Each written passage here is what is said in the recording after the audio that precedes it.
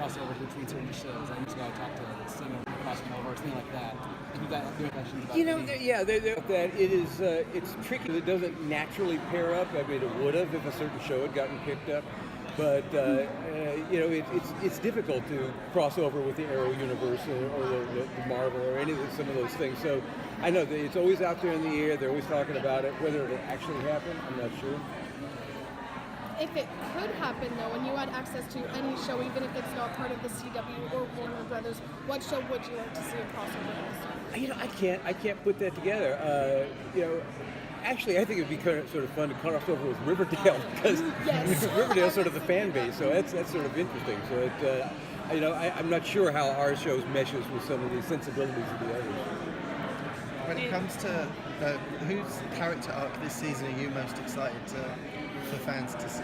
I'm really excited about Jax because when you think about it, it's just not something you've seen before. Somebody who's literally only been on the planet for a year or something has absolutely no experience on just being a regular human being. All he's ever known is being a vanquisher of evil or having superpowers or whatever. Just being a guy is so unique to him. So I think that's really, really interesting. And of course, Dean being possessed by Michael has its moments. If you could distill this entire season down to like an elevator pitch, what would it be? Boy, that would be really tough because there's so many pots boiling on so many burners. There's the whole Dean Michael thing, Michael building his army, what's that going to look like, Michael purifying our world, what's that going to look like, the whole Jack story. It's just a lot going on. And then all these alternate world hunters suddenly ensconced in the bunker. So, what do you do with those people? And then we've got A.W. Charlie, A.W. Bobby, experiencing this world. All those people thought they were going to go back and fight Michael, except Michael's here. So what is their function? How do they fit into this world? How did they discover this world? So there's so many potentialities going on that it's tough to just distill it way down. So thank God I don't have to make an elevator pitch here. I've missed Bobby. Are we going to get to see a lot of Bobby this year? You are. I think people figured maybe it was just kind of a token appearance, but there's going to be some interesting relationships developing with Bobby kind of at the front of that. He's like a whole new character, really. He is a whole new character, although, there were enough parallels in Alternate World. I mean, he used to pose as an FBI guy in Alternate World. He's a little rusty at it. But so they're actually they're pursuing cases. I mean, he becomes part of the team, and that'll be fun again, to see that again. The death of Lucifer, that was a big deal. Big deal. Does that leave some kind of void in the universe? Or maybe God releases it because it's Lucifer after all? It is. And what do you do with that? And there's been certain precedents on the show that were set up in this past season for what happens to a supernatural entity when they die.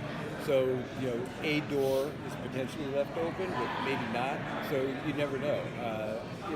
I think we would miss Lucifer a lot. We just have to figure that one out.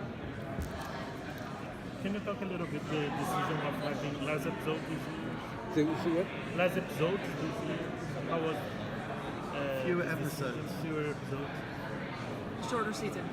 Oh, yeah. We are doing a shorter season. I think the guys have been doing the show long enough that one season just sort of bumped into the next season, and you had just finished one, starting another. So I think a way to make everybody a little bit happier and make life a little more livable for people who've been doing it for so many years was to loosen it up and cut off by three episodes. And that may feel like a really good season. That just may feel like enough without having to do episodes that kind of fill in a little bit. You kind of can focus on those 20 and make them special. So does that mean that there are not going to be like fillers? Well, there'll always be what used to be called a normal episode. The monster of the week thing. So there will be those, but I think there's going to be a lot more of a feeling of sustaining the myth arc through all those episodes. As they don't feel totally standalone. They feel like they're tied together to the main story, hopefully. So, we always have our wins and our losses, but hopefully more wins. Any new monsters this year? I'm trying to think if I know. Yes. And that's that.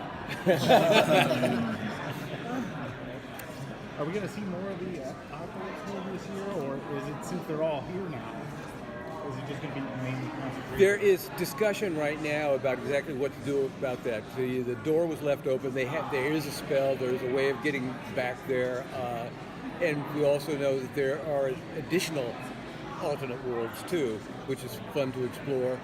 And it might be interesting seeing lots of those kinds of things. So I found that one of the most fascinating things the show had done, because it just had never done that before.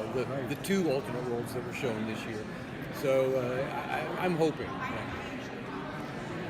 There's a lot of possibilities there with limitless alternate universes. Yes, and this alternate doppelgangers of our characters. So yeah, it really it was kind of a cool thing to introduce, I think. Thank you. Thank you very much, guys. Well,